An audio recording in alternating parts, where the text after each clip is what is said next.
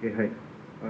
Like I said, I'm going to be talking about the recent project that I've completed at the National Innovation Council, and it's to do with creating new structures for design education.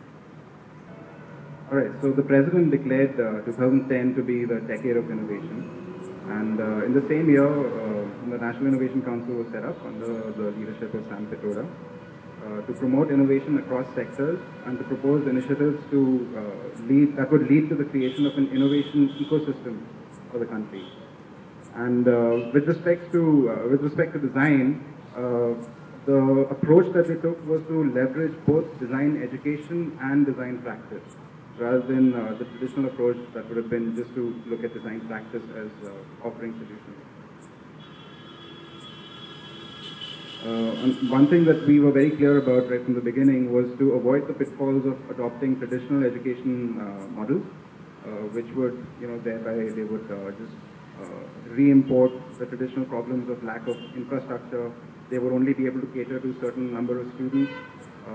The problem of silos of disciplines. And also, of course, we recognize very early on that innovation comes from anywhere. It doesn't have to come from design. It can come from any field. It can come from untrained people across different degrees of education. So we decided to keep it very inclusive. That's a big move for the government. This was the basic proposal.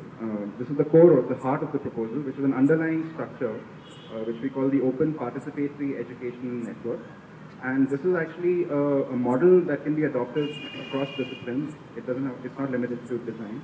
And it's a model of education and practice that goes hand in hand to address real-world problems.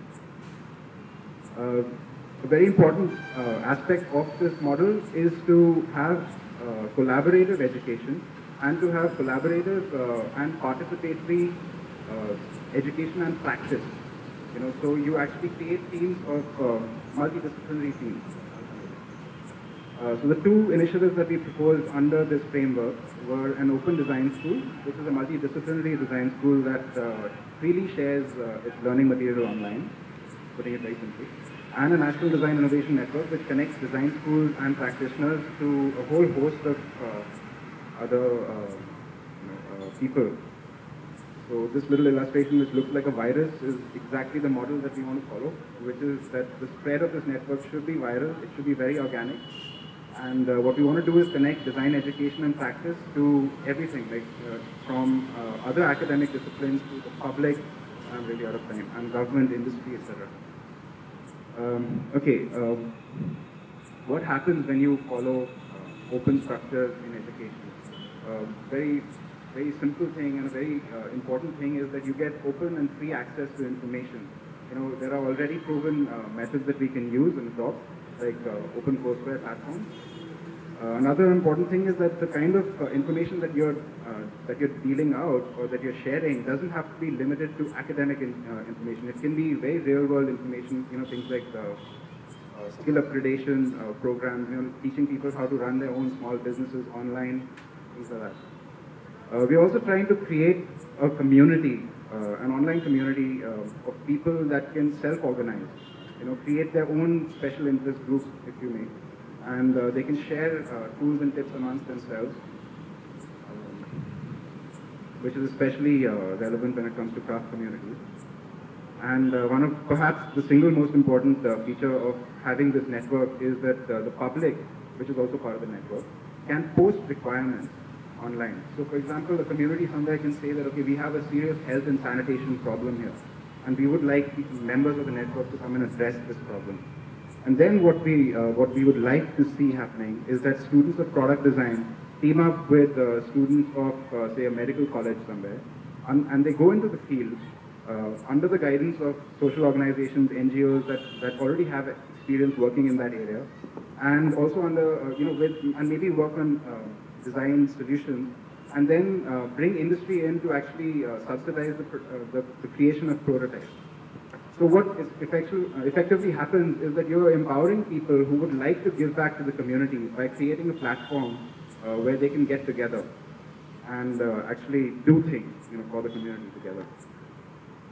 Now a platform like this, of course, can handle the large problems which are at the national level or the international level, global level.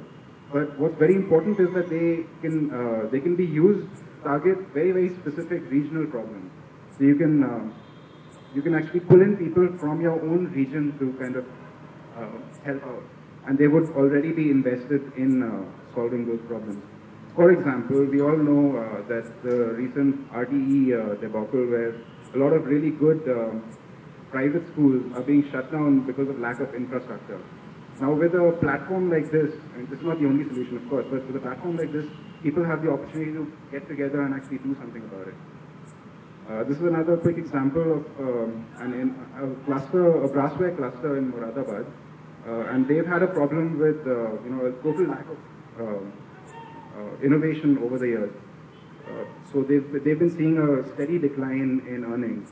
And what you can do is, like, so this virus is deadly because it can go and attach itself very easily to any other organization that's already working, and we want it to be fluid like that.